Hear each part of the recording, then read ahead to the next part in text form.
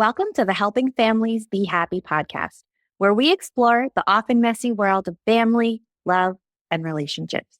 I'm your host for this podcast, Idina Oberman, a mom, former preschool teacher, picture book lover, and member of the Effortless marketing team. We welcome today's guest, Jason Goldstein. Jason is a chiropractor by day and food blogger by night. Through his culinary blog, Chop Happy, Jason shares his love of easy comfort food recipes, showcasing rich flavors, inventive ideas, and unique cooking tips and advice. He was a finalist on Next Food Network Star Season 14 and finished in the top 10 in Rachel Ray's cookbook contest. His recipes have been featured on The Chew and The Kitchen, and he has appeared on Good Morning America. Living in New York City and the Hamptons, Jason enjoys testing recipes on his husband Tom and grabbing French fries by the handful. This episode aligns with the familious habits, read together and eat together. You can learn about the familious 10 habits of happy families by going to the Habit Hub blog on familious.com. Welcome, Jason. Thank you so much for joining us. Hi, happy today. Thank you so much for having me. Of course. I'm really excited that you're here. We are so lucky to have had you on the podcast a few times before. But this time, I'm really excited to have you on so that we can talk about your newest book. So tell us about 101 Kitchen Secrets. Yes. So first of all, I'm super grateful for you guys. Familius is an amazing publisher that supports activity. So I'm grateful for that. But secondly, it's 101 hacks. It is my top secret hacks in this book. And it's really amazing. What I love about the book is it's a small book that you can have right next to as you're cooking. It doesn't take up much space in your kitchen, especially because I live in New York City and have a small kitchen. And you can scroll through and you can save time, money, and dishes. So if it's really a crazy night in the middle of the week and you don't have a lot of time, there's a whole chapter on to save time. If dishes are the thing that roadblocks you from cooking, then you can look at the stuff on that one and see it. And everyone wants to save money, especially with groceries being expensive now. You can still make happy meals. Absolutely. I like how you put that. The dishes are the roadblock. That's me. I'm like, I will cook, but the cleanup is where I'm like, oh, that's going to take 7 to 10 business days. That's awesome. So yeah, I think this is something that everyone can use. Actually, I was recently talking to some people who were looking at cookbooks and they said, oh, wow, this would make a great gift, not just for the home chef or someone who loves to entertain, but also for a graduation gift. So a high school student going off to college, maybe moving into their first place, someone who's just starting their cooking journey. And what a gift to start their journey off with all of these great tips. Can you share, I guess, some of your favorites? Or I know it's 101, but maybe your top 2, top 3? Yeah, my first one, which went viral on my Instagram, and I love it. I use it all the time. So the story behind this is that sometimes I'm a messy cook because I work all day. I get these hacks on purpose because I literally use them myself. So sometimes I get home 8, 9 o'clock at night and I don't want to cook very much or I don't want to clean up very much. And so my first one is dedicated to Tom, my husband. So it's a sheet pan meal prep. And it's the breading station. When you're doing the breading station, you have 3 plates and you're like going from one plate to the other. You always get crumbs all over the kitchen counter and stuff. And then when you go to wipe it up, it gets all over the floor. And Tom's always following me every time he sees me breading with the vacuums. And it's a true story. I was like, how am I going to do this that he'll let me bread stuff and he won't freak out? So I take a sheet pan and I take 3 sections with tin foil. And you do February, so flour, egg, and breadcrumbs. And each section has different one. And then you just go through each section. And then this way, it all stays in the sheet pan. And a little bit of the flour gets into the eggs. That's great. That's a little extra crispy bits anyway. That's what people do at a restaurant. And then when you're done, just roll up the tin foil, throw it out. And you don't have to clean the sheet pan. You don't have crumbs on your counter. And it's one of my favorite hacks I use all the time. I actually love to make eggplant cutlets and then just pour a little bit of sauce on top of it as a dinner or roll it up for eggplant rollatinis. It's one of the things that I love to do the most. And then to top that off, if any of the crumbs get on the counter, my second favorite one, which is another cleanup one, is a lint roller. I always have a lint roller in my kitchen and people think I'm nuts. Like, why is that there? And they said, go put it in the cabinet, but that's what I use. And I take the lint roll and I roll it onto the counter, and all the little extra crumbs get stuck to the lint roller. You just rip off that piece of lint roller and it goes into the garbage. That is so smart. I never would have thought of that. All of Yeah. those things. I love Thank you. that. The lint roller. I'll tell you about my kitchen hack for cleaning up crumbs. I have a dog. And so Oh. she is the one who's in charge of the crumb cleanup. And sometimes I go to other people's houses where they don't have a dog. And then I'm like sweeping the crumbs on the floor, and I have to remind myself, oh yeah, there's no dog here to be on the cleanup crew. That's what kind all of I dog got. do you have? She's What? she's called a petite Basset Griffin Vendon, Oh, PBGV. You might see them at the dog shows, but she's very food motivated, and she is the cleanup crew in my house. So yeah, not being in a house with a dog sometimes throws me off of, oh, I have to be tidy in the kitchen and I have to clean up after myself. So I'm picturing Tom following you with the dustbuster the way my husband is like watching me spread everything out on the kitchen counter and just make a huge mess. That's awesome. That is the best and cutest kitchen hack to have a dog clean up for you.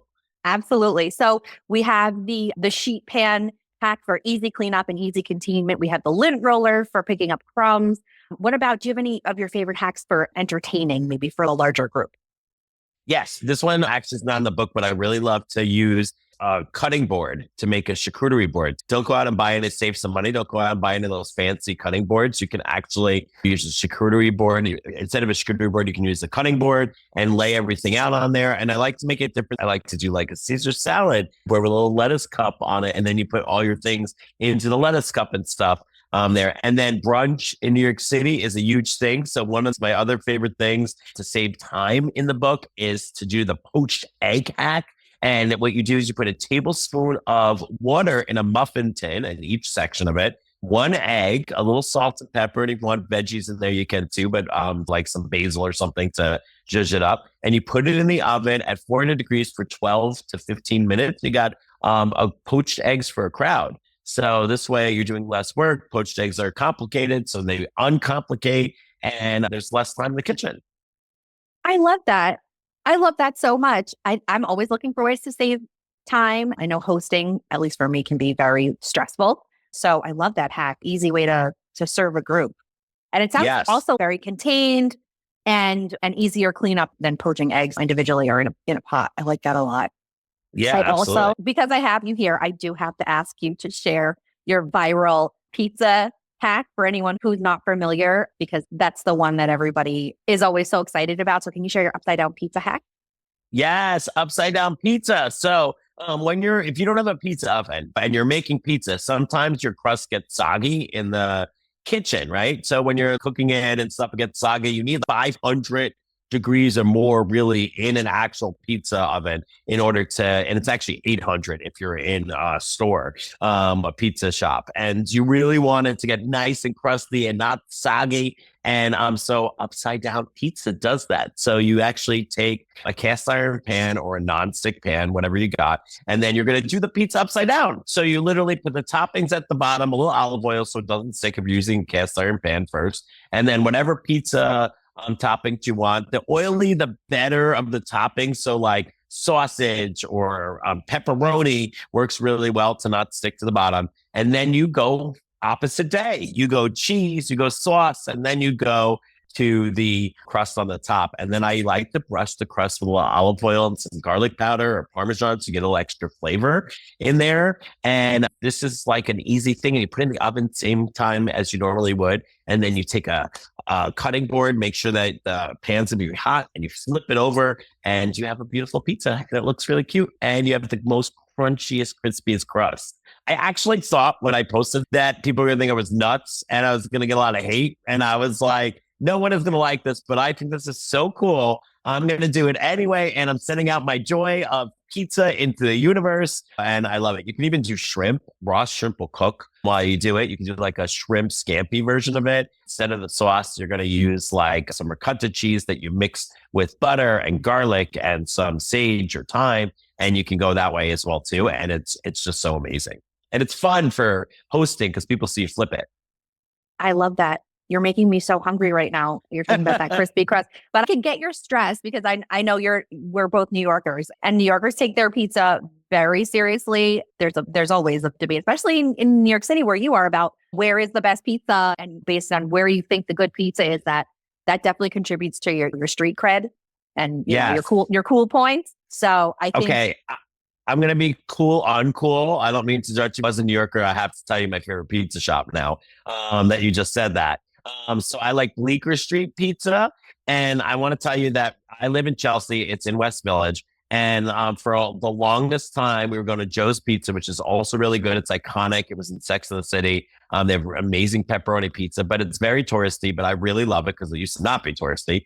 And we would pass by. Me and Tom walk to Soho a lot and go to the Trader Joe's over there because it's less crowded. And we would pass by Bleecker Street Pizza and have this big sign that said, on the Food Network and blah, blah, blah. It was very advertising in the front. And I would see lots of tourists walking in. And if you're from New York, you could tell what a New Yorker is a tourist. Just like when me and Tom go to Europe, people are like, oh, there's Americans. Because I'm like, wow, look, a baguette.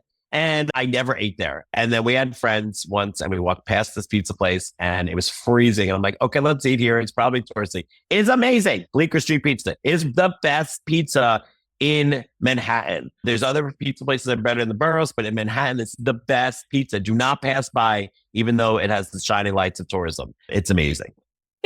Sorry, I'm not getting paid by Bleecker Street Pizza. I know it's about my book, but eat the Bleecker Street Pizza while you read my book. this is priceless insider New York the information here. I feel like this episode's going to get a lot of listens just because of that inside scoop.